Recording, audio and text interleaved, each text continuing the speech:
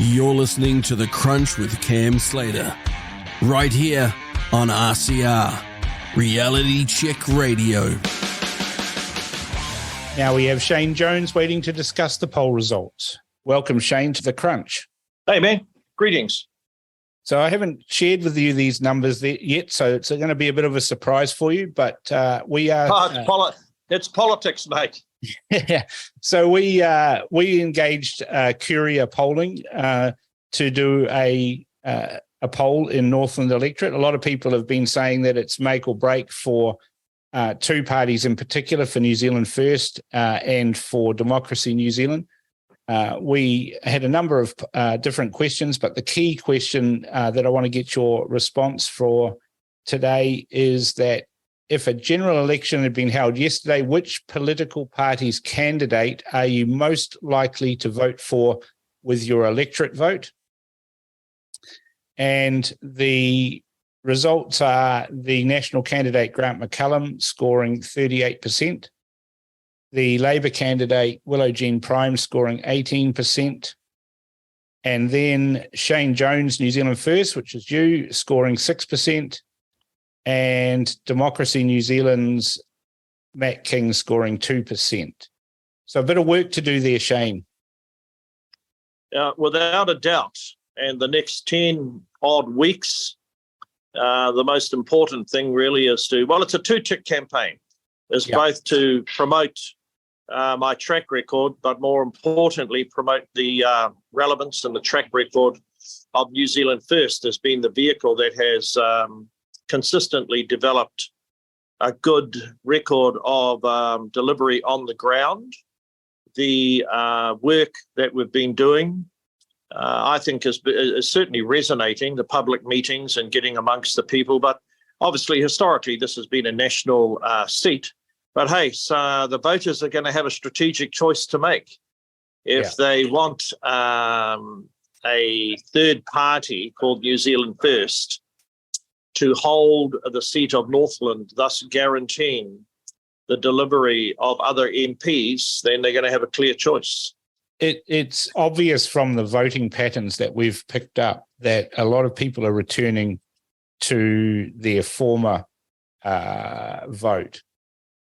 One thing about this poll, though, Shane, that I should share is that there's 30% of respondents said they were unsure which candidate they would vote for.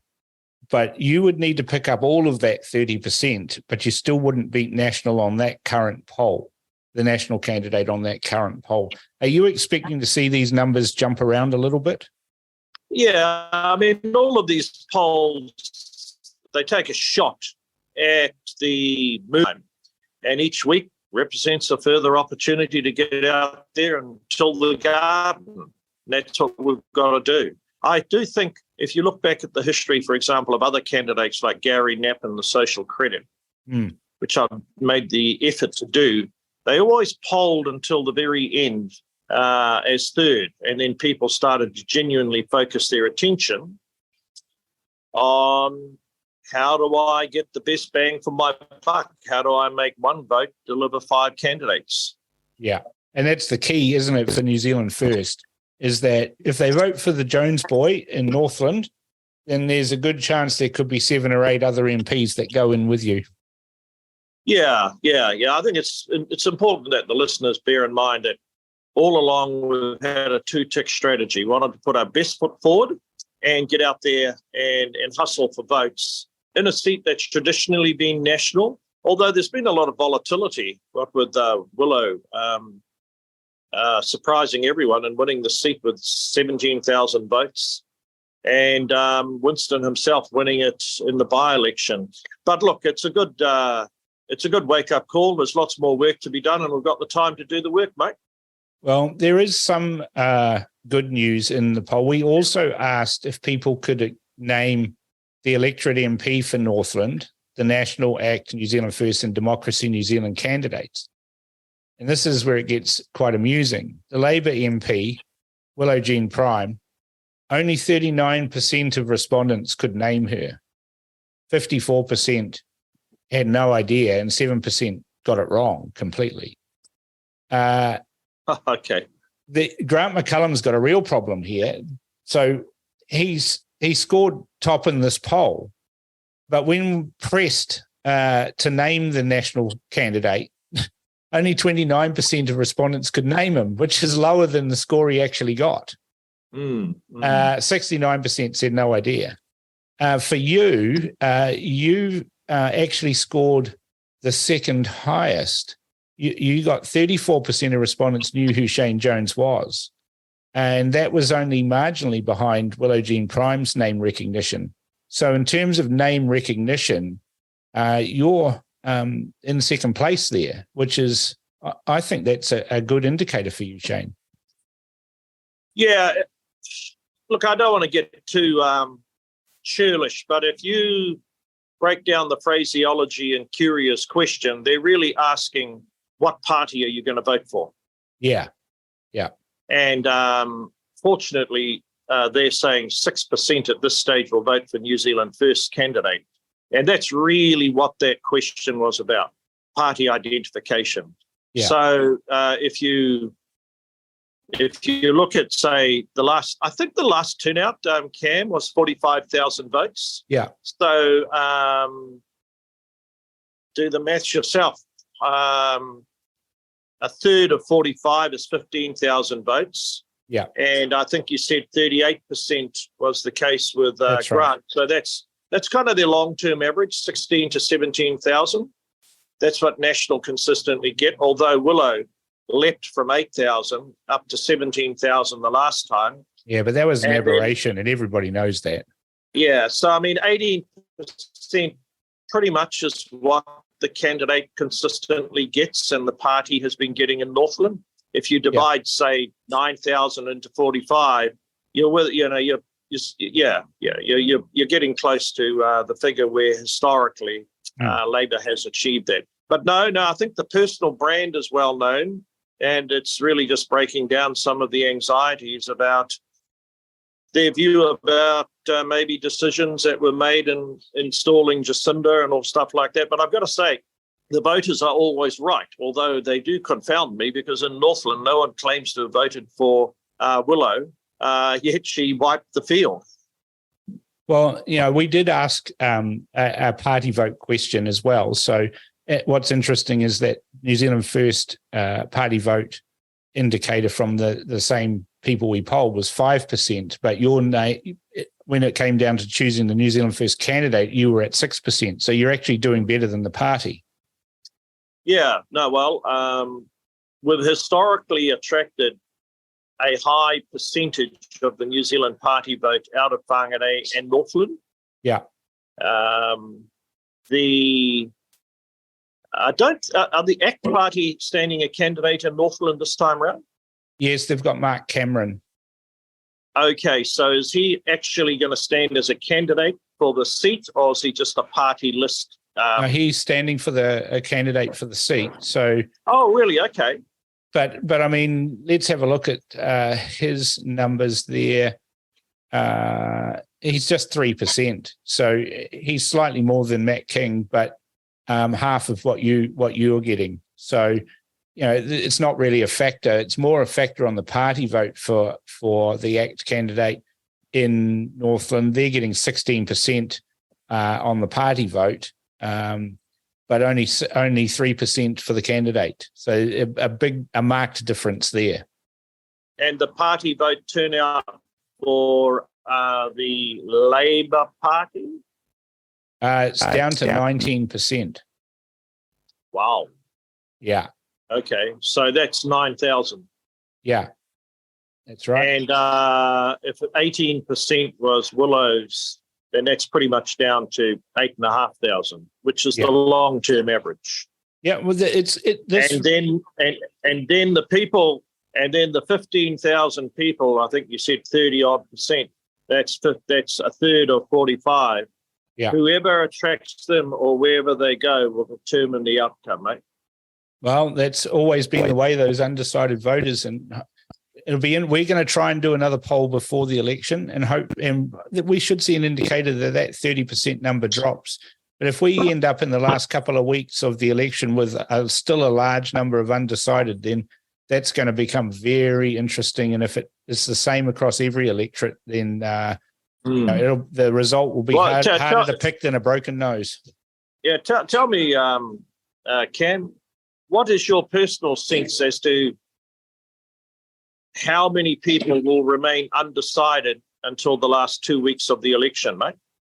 That's always confounded me, because I've always been myself fairly certain about who I was going to vote for come the election. Although the last last three elections for myself, I've always sort of wavered until the last minute. But yeah, I think there's a large sector of society, and I think that number 30% might be a little bit high, but it's somewhere between 20 and 30%. Are genuinely undecided and are sitting there going, well, we don't really much like the crowd that we've got in now, but we kind of don't like the National Party either. So when those people break and how they break is going to be really interesting. And I don't think we're going to see too much movement in that until the last couple of weeks. And then it could be a helter-skelter, rush towards the. And what do you put that down to, Cam?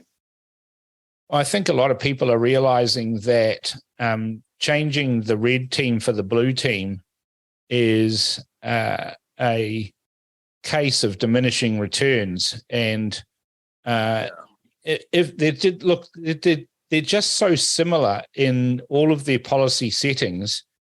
It's just the manner in which they want to deliver the result, of what they want to do. You could put a tissue paper or a cigarette paper between the two policy platforms that National and Labor have. And I think that this election really should be the election of the third parties.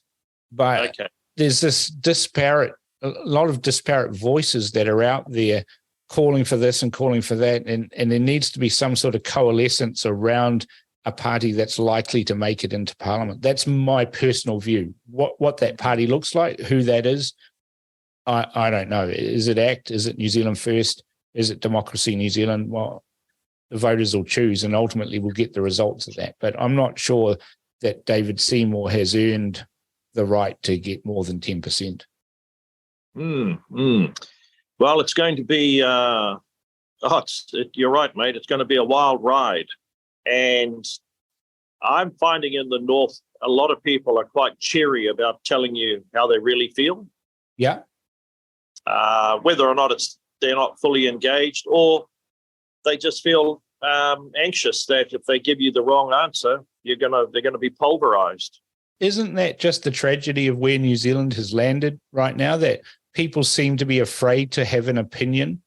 I can remember back in Muldoon's days, there'd be hundreds of protesters outside political meetings, and the National Party people welcomed the protesters. It was a bit of fun. And nowadays, you can't seem to have an opinion that varies from what the mainstream media or the woke tell us we should be doing, and they try and shut you down and cancel you. And it just appalls me, that we've landed in a society where we've got people that are too afraid to tell a pollster or even a politician on the street that they suck or they're great. I agree with you, mate. It's crazy. I'm on my way to actually meet up with some of the railway people, but I was horrified when I was told by some locals that the reason the $96 million, which was allocated to reopen the rail to Ortigia and the Bay of Islands to get the trucks and the freight off the bloody road, because our roads are in a dire state, the reason they've been unable to do it was because a hapu held a meeting and ordered them to cease and desist, or they threatened violence. Now, obviously, they ceased and desisted. That is absolutely unimaginably intolerable.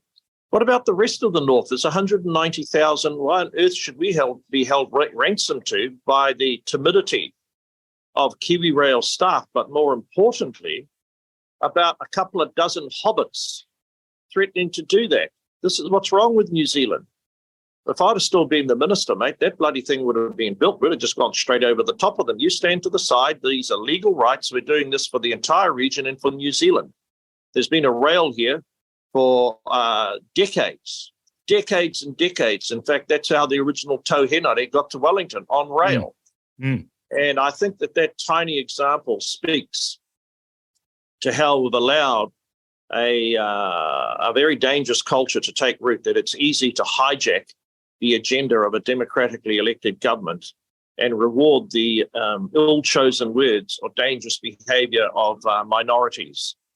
And quite frankly, this is what's driven me to be probably more adamant than Winston sounds on getting rid of the Waitangi Tribunal's current writ, getting rid of co-governance, and going line by line through a lot of our legislation and ensuring that we haven't institutionalised the ability for hijack politics. Well, I think that's certainly a message that a large number of people are looking out for. I've just shortly before this spoken to Casey Costello, and she was saying exactly the same sort of thing. That's what's motivated her to get into politics. I said to her during the chat, I didn't even know that she was Maori, because the media have maligned her and Don Brash so appallingly over the years, labeling them as racists. And I fear that you and Winston are also going to get called racists by, these ne'er-do-wells. That my grandmother used to call them ne'er-do-wells, and I always thought that was a cute phrase, but I really understand it now. They don't have any interest in what's good for the country. They're only interested in themselves. Yeah. Now, my grandmother used the word layabout, and there's a Māori term for it. It's called monoroa. I learnt that in Awanui when we were at school, people who wouldn't pick up after themselves. And, look, mate, we're going to continue to bloody not so much champion, but promote and propound that message. But in relation to more work to be done, well, there's votes to be harvested. We're certainly going to shrink the size of Grant's current vote, win some of them from Labour, and win over those 30%. So it's good to talk to you, mate. Yeah, well, I wish you all the best, Shane. Kia ora. Thank you very much. Hopefully we'll talk again before the election. Okay, bye-bye. Thanks. This is The Crunch with Cam Slater. Conversations with a side of controversy, right here on RCR.